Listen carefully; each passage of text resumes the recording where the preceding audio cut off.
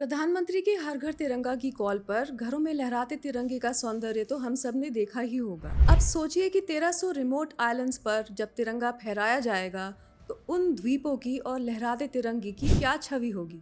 जी हाँ, दूर सुदूर 1300 भारतीय द्वीप अब ना केवल तिरंगे की शोभा के गवाह बनेंगे बल्कि नाम भी पाएंगे, thanks to the vision of PM Modi and the efforts of the ministry of home affairs. नमस्कार, I M Sumati Maharshi, you watching the pamphlet. गृह मंत्रालय के एक नए आदेश के अनुसार भारत के 1300 दूर दराज के द्वीपों को नाम दिए जाएंगे, उन पर निगरानी बढ़ाई जाएगी और साथ ही इन पर तिरंगा भी लहराया जाएगा।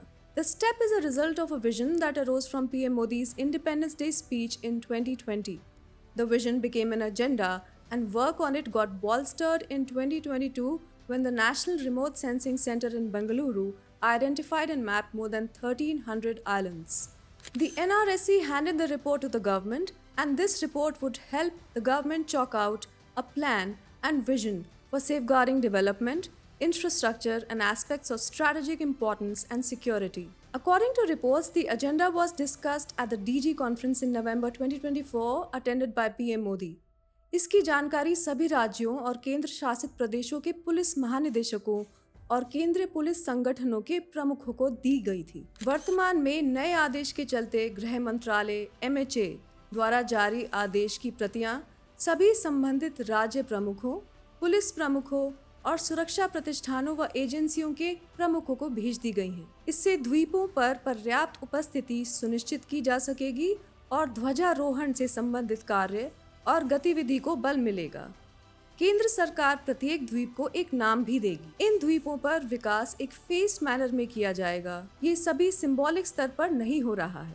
पर्यटन, भूमि उपयोग, जियोमॉर्फोलॉजी, लिथियम डिपॉजिट्स का पता लगाने और भूजल स्रोत के प्रोस्पेक्ट्स के ऊपर भी काम चल रहा है। The larger theme of PM Modi's 2020 Independence Day speech was self-reliance and strategic security.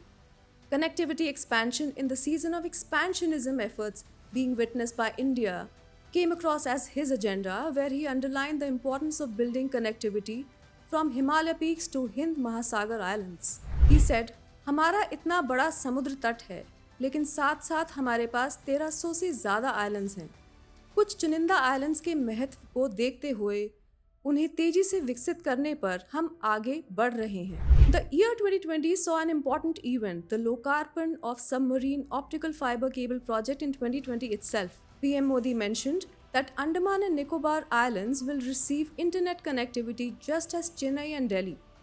In his 2020 address to the nation, PM Modi even mentioned his government's focus on development in Lakshadweep from the socio-economic point of view and for strategic security and purposes. इस वर्ष जून में ही George Kurien ने लक्षद्वीप में केंद्र सरकार द्वारा विकास की निरंतर कड़ी पर और लक्षद्वीप की ट्रांसफॉर्मेशनल जर्नी को अंडरलाइन किया।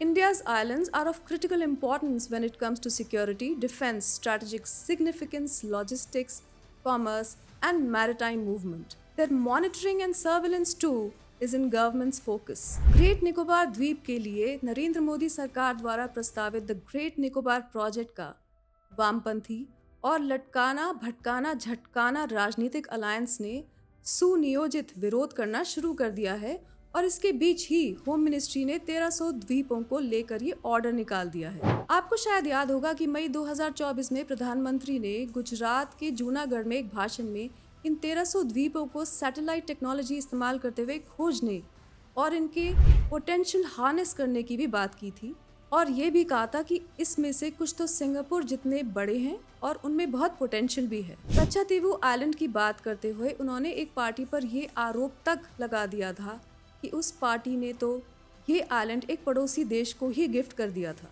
जैसे ये आइलैंड उनकी पर्सनल प्रॉपर्टी रही हो, और ना ही उनके काल में सरकार को ये पता था कि देश में आइलैंड्स का एग्जैक्ट नंबर क्या है।